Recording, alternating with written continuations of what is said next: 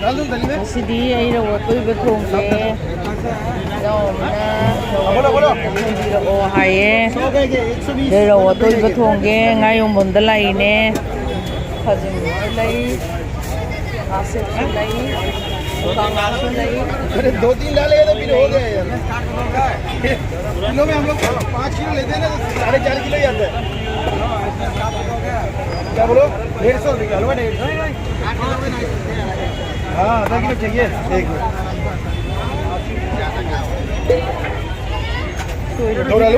कम no एक और बना रहा हूँ निकाल हमने नहीं एक ही दिखाओ अभी बस एक ही ये 500 का हो गया क्या रे 2.5 kg है और बना रहा हुआ है उससे कम वाला 2 दिखाओ मुझे अच्छा मल्ले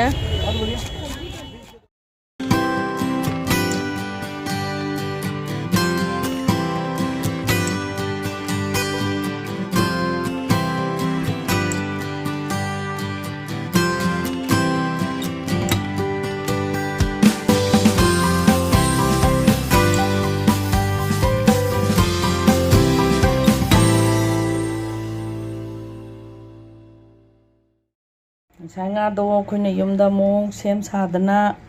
moin kapado chawbanina khuyna sem sadana muk tawri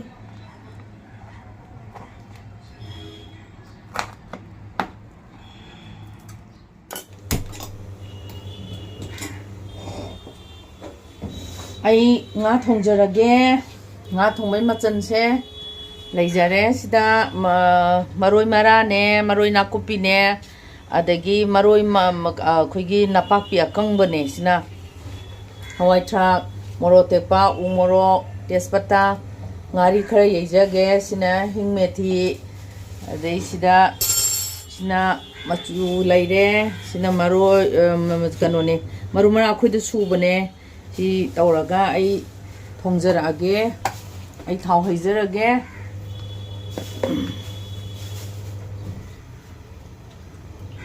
thau khra yaman di hauroi nga tawbedi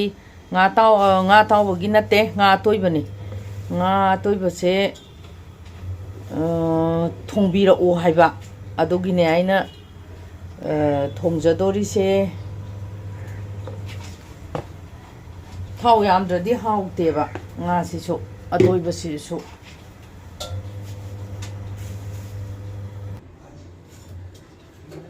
boroka mahi hamnaba machuga tungage ji ai thongba haurage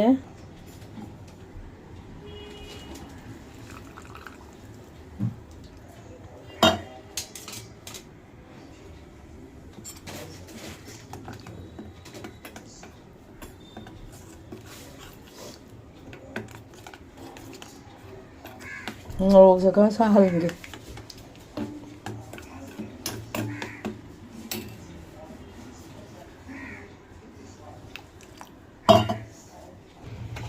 ai thau sare ai chira yijarage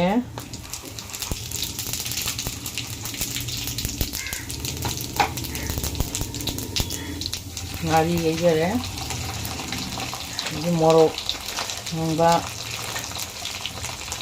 tezbata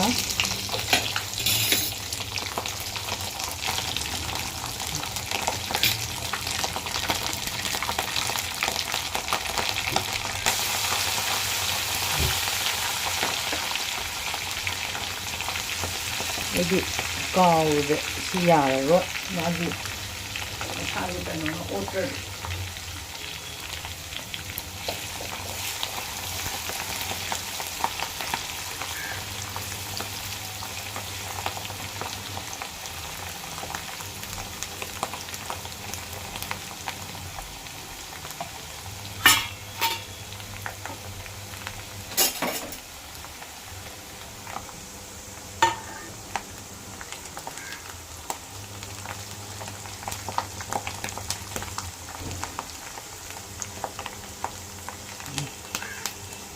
nga hapa yan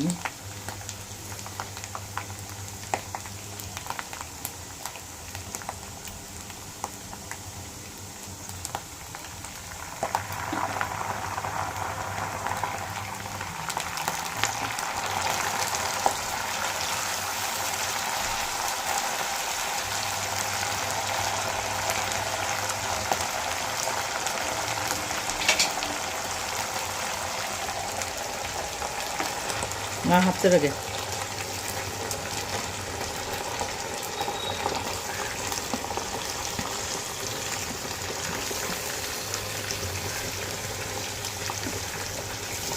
ꯅ ꯇꯥꯎꯅꯕ ꯑꯣꯏꯔꯒꯦ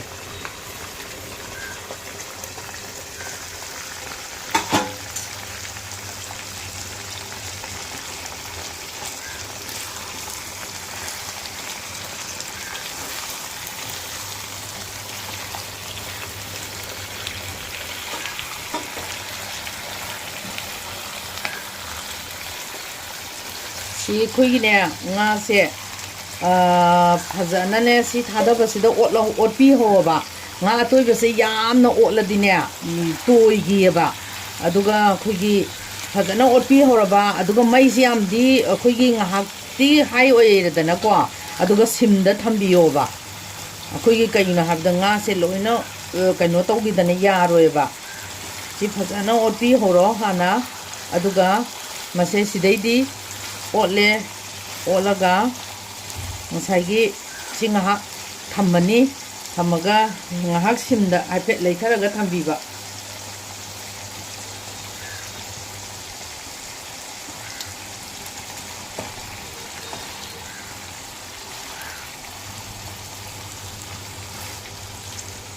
ꯑꯗꯒꯤ ꯊꯥꯎꯁꯤꯃ ꯈꯤꯇꯪ ꯌꯥꯝꯍꯟꯕꯤꯕ ꯃꯔꯣꯏ ꯑꯩꯈꯣꯏꯒꯤ ꯀꯩꯅꯣꯁꯦ ꯊꯣꯡꯉꯗꯤ ꯑꯇꯣꯏꯕꯁꯦ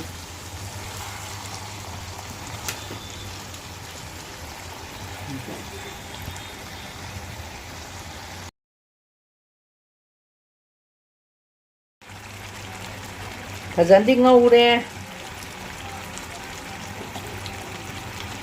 ꯍꯔꯤꯕꯣꯞ ꯊꯥꯛꯆꯤꯜꯂꯒꯦ ꯃꯣꯔꯣꯛ ꯑꯇꯦꯛꯄ ꯊꯥꯛꯆꯤꯜꯂꯒꯦ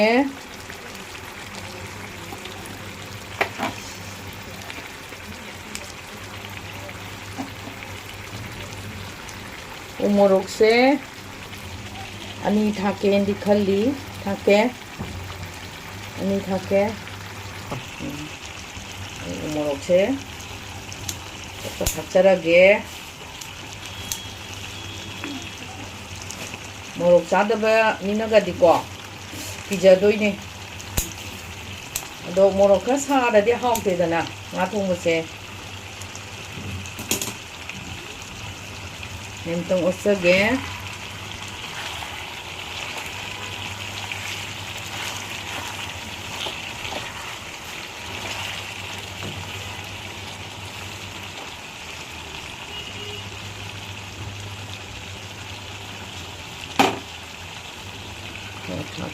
ꯍꯋꯥꯏ ꯊ꯭ꯔꯥꯛꯁꯦ ꯌꯥꯝ ꯌꯥꯝꯗꯧ ꯃꯥꯜꯂꯤꯗ ꯑꯩ ꯊꯥꯛꯀꯦ ꯍꯤꯡ ꯉꯁꯥꯏ ꯑꯔꯦꯝꯕꯗꯣ ꯊꯥꯛꯆꯟꯒꯦ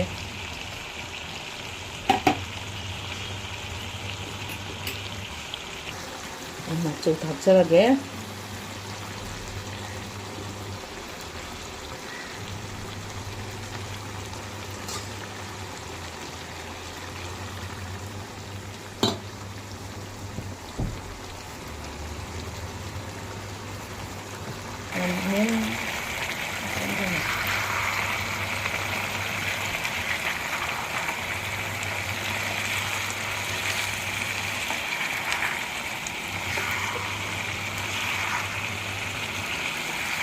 ꯃꯆꯨ ꯊꯥꯛꯑꯕꯅꯤꯅ ꯖꯔ ꯖꯔ ꯀꯪꯁꯤꯜꯂꯛꯑꯅꯤ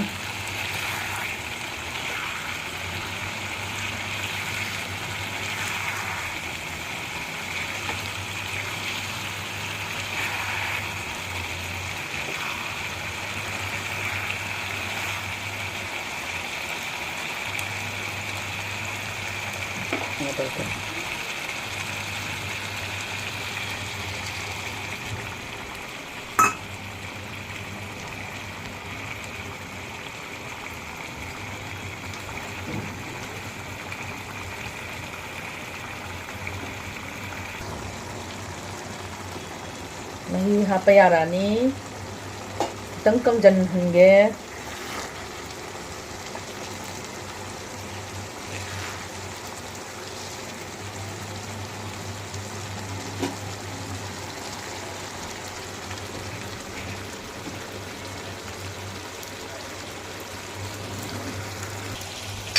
ꯃꯍꯤ ꯍꯥꯞꯆꯔꯒꯦ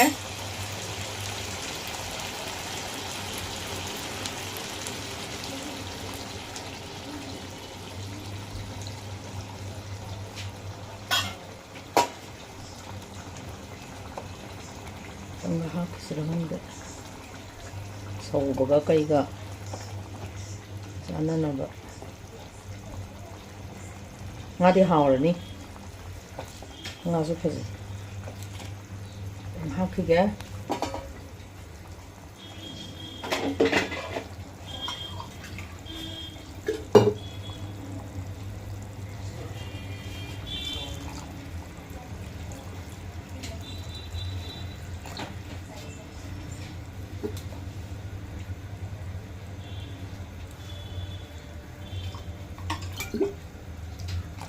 yani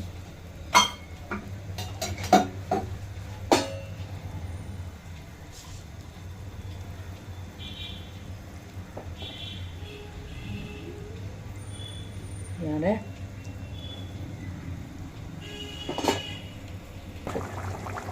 초콜릿 이 초콜릿이나 좀 닭전자라게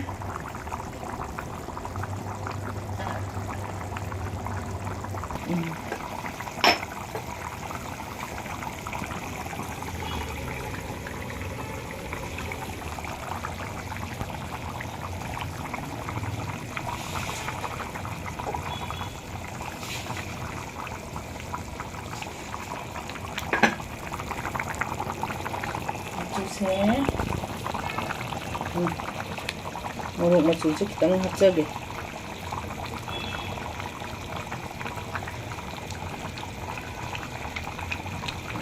맛술도 가자.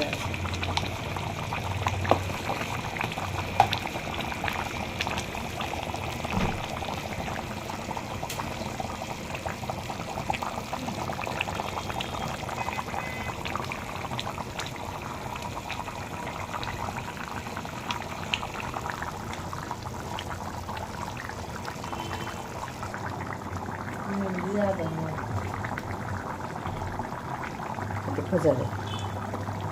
tôi qua liếng hả?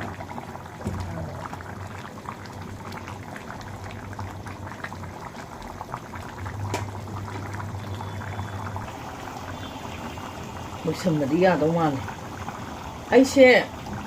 khơi cái này, giang thùng đồ nó chắp thùng đồ nó giá xem vì sao khơi đúng cần dây, đó nó khứt cái xe làm thi thùng phụ phải ao rồi ra nên mày đã. Yang hainadabado ay gas mot pa adagi gas ta sinjang chong ba khotpa se bodi yara do ma kitang di padi phajare machu ga su phajare ai kano maru marang khake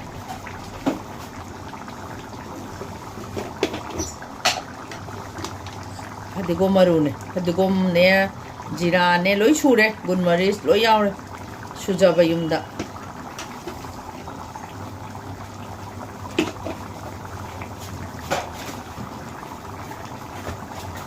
Dagi singa hadigonga.